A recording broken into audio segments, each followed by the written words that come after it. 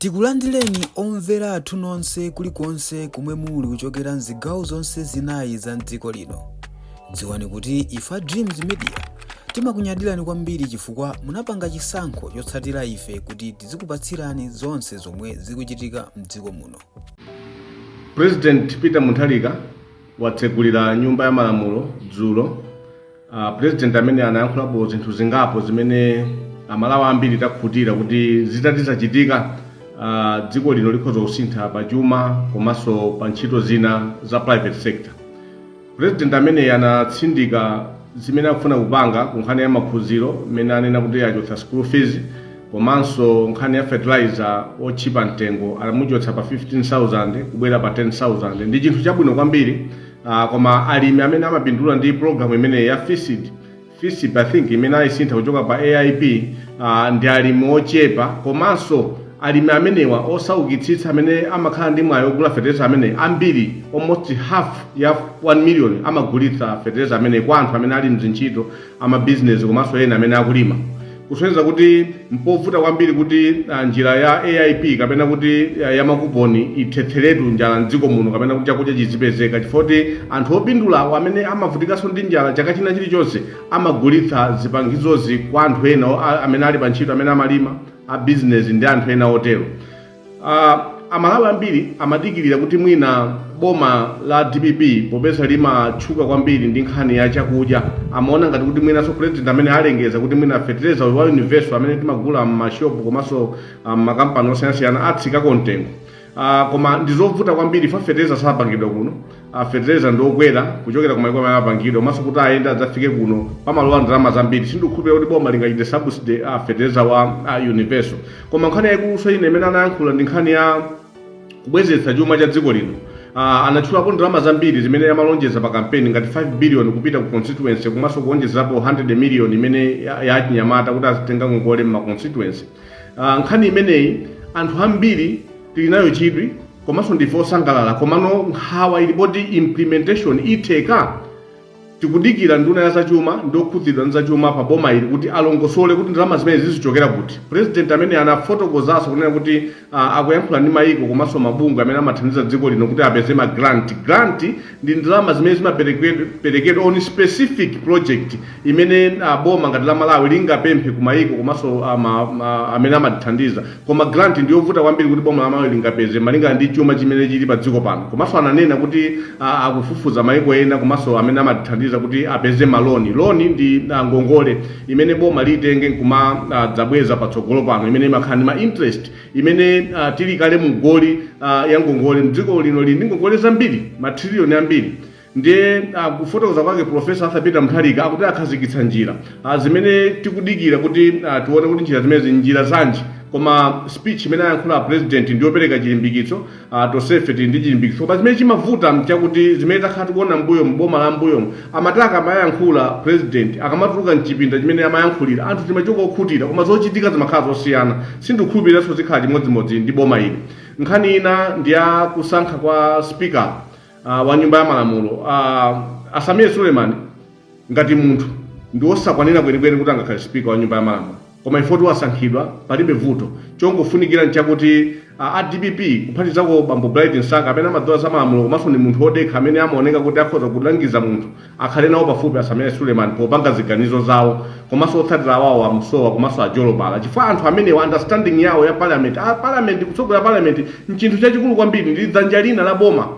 Ndekotero kunena kuti speaker wa nyumba ya malamulo amafunika azikhala otsatira zinthu osangochita zinthu ngati kuti ali ku back benches. Ndiye ndikupempha utsogoleri wa parliament kuti aonetsetse kuti ziganizo akamapanga azifunsa anthu amene angathandize maganizo abwino kuti parliament iyende bwino. Mukhoza kukhala excitement ya DPP kuti tili ndi speaker wathu pamene muli excitement muchenjereso komanso muone kuti malamulo amene azidutsa ku parliament asadzakuphinjeni pamawa.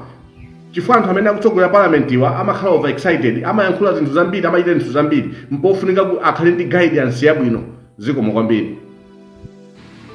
President Peter Mutharika watsegulira nyumba ya malamulo dzulo. President amene anayankhulapo zinthu zingapo zimene amalawi ambiri takhutira kuti zitatizachitika dziko lino likhoza kusintha pa chuma komanso pa ntchito zina za private sector. President amene anatsindika zimene akufuna kupanga ku nkhani ya maphunziro mmene anena kuti achotsa school fees komanso nkhani ya fertilizer ochipa mtengo alamuchotsa pa 15,000 kubwera pa 10,000 ndi chinthu chabwino kwambiri. Koma alimi amene amapindula ndi program imene ya FISIP I think imene ayisintha kuchoka pa AIP ndi alimi ochepa komanso alimi amenewa osaukitsitsa amene amakhala ndi mwayi ogula fertilizer amene ambiri almost half ya 1 million amagulitsa fertilizer amene kwa anthu amene ali mzintchito amabusiness komanso ena amene akulima.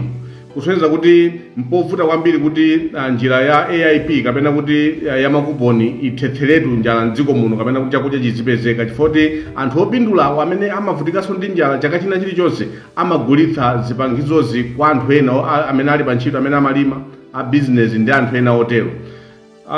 Amalawi ambiri amadikirira kuti mwina boma la DPP popeza limatchuka kwambiri ndi nkhani ya chakudya amaona ngati kuti mwina so president amene alengeza kuti mwina fertilizer wa universal amene timagula m'mashopu komanso makampani osiyanasiyana atsika mtengo.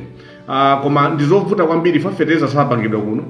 Fertilizer ndokwera kuchokera kumayiko amene apangidwa komanso kuti ayenda adzafike kuno pamalowa ndalama zambiri. Sindikhulupirira kuti boma lingachite subsidy fertilizer wa universal. Koma nkhani yaikuluso ine imene anayankhula ndi nkhani ya kubwezetsa chuma cha dziko lino. Anatchulapo ndalama zambiri zimene amalonjeza pa kampeni ngati 5 billion kupita ku constituency komanso kuonjezerapo 100 million imene ya Chinyamata kuti azitenga ngongole m'ma constituency. Nkhani imeneyi anthu ambiri tili nayo chidwi komanso ndife osangalala komano nkhawa ilipoti implementation itheka.